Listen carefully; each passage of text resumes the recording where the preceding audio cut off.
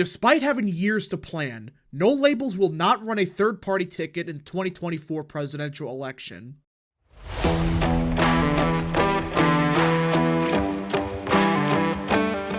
What is up, people of the internet? It is me, Real American, back in with a new video, and today it is time to talk about the 2024 presidential election because everyone, despite having years to plan a presidential run, the No Labels party will not run a third-party presidential candidate, and that's after years of planning, tens of millions of dollars wasted, and this is effectively the end of the No Labels party as we know it.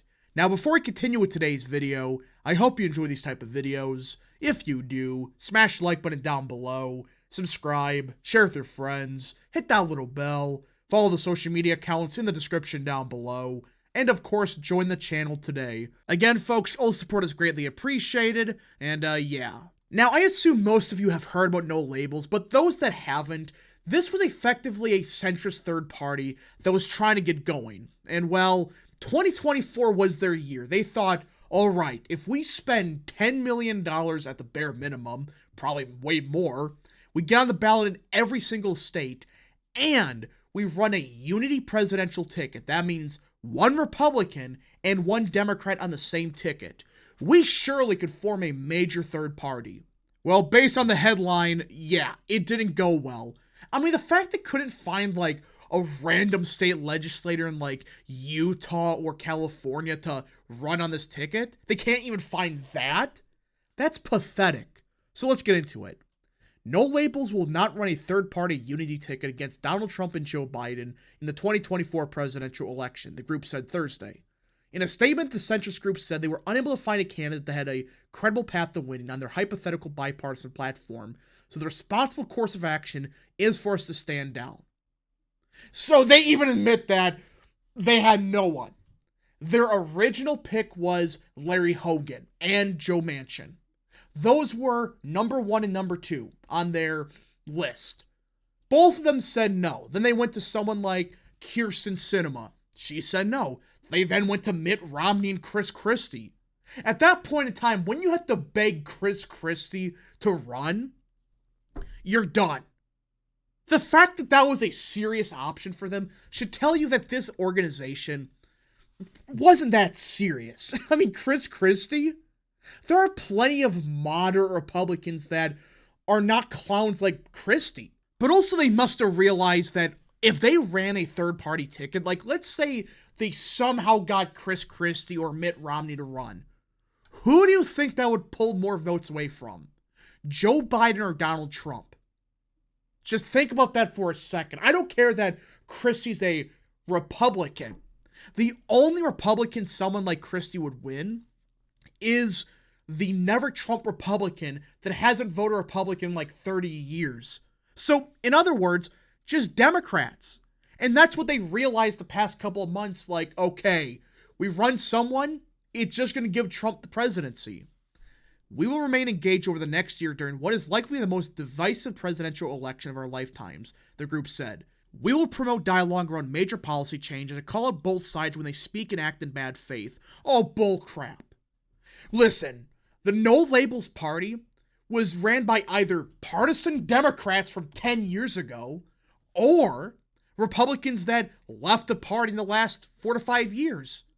These are not, bipartisan members of both parties. Yeah, some moderate Republicans, but the people that actually ran the party, they were mostly partisan Democrats. I would be shocked if they actually called out the Democrat Party for anything significant. What would they call them out for? Nothing. Despite being unable to field a satisfactory candidate, No Label said Thursday that Americans remain more open to an independent presidential run and hungry for unified national leadership than ever before. The second part, yeah, that's true. People are sick of the division, but independent candidates can be successful. We saw this back with George Wallace and Ross Perot. Yeah, they didn't win, but in Wallace's case, he won a bunch of states, and Ross Perot got 20% of the vote. So people have always been open to a third party, or at least another option. The problem is, and these parties don't understand this, their ideologies suck.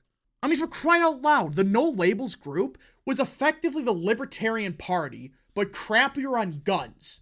That's them in a nutshell. Yeah, they're not exactly the same as libertarians on everything, but there were many issues they just copied and pasted from the Libertarian Party. That doesn't appeal to anyone. People are willing to vote for another option. You just gotta be serious, like Ross Perot was in 1992, and have a good platform, like Ross Perot did. Not have, well, centrism equals good. Centrism doesn't automatically mean libertarian crap. That's not how that even works. I mean, you talk about real centrism, an argument could be made Ross Perot was a real centrist.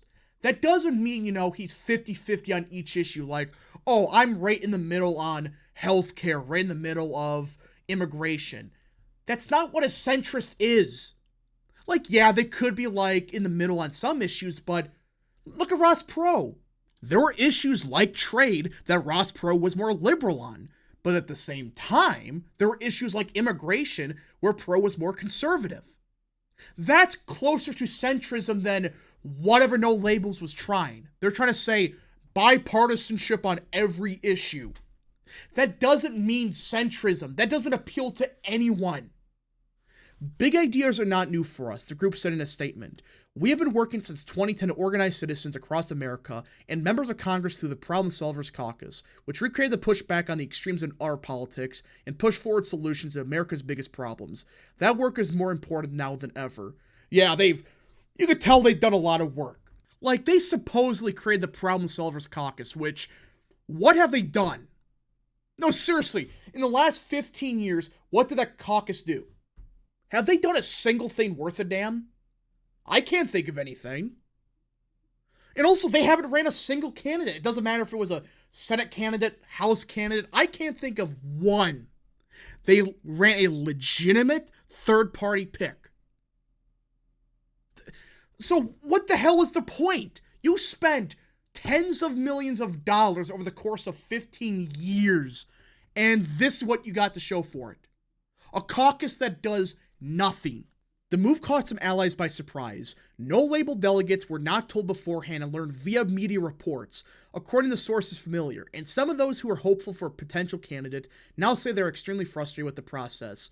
So wait a minute.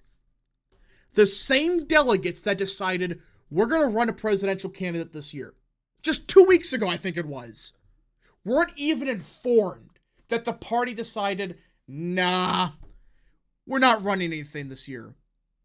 So who made the decision? Because it sounds like the delegates have no power. This doesn't make any sense. You're telling me no one knew about this? This was like at the 11th hour when everyone was asleep and they decided, yeah, we're going to announce that the No Labels party is dead. It was getting very difficult to get a real quality candidate to step forward, and we were true to our word that we were not going to run someone to be a spoiler. One donor and delegate with the group told ABC News. Bull crap. If the spoiler was going to hurt Trump, they were going to run someone. Because look at the names they floated around. Governor Chris Christie, former Ambassador Nikki Haley, Governor Andy Beshear of Kentucky, Louisiana Senator Bill Cassidy, and New Hampshire Governor Chris Sununu. Outside of Beshear, every single one of them were Republicans, and all of them said no.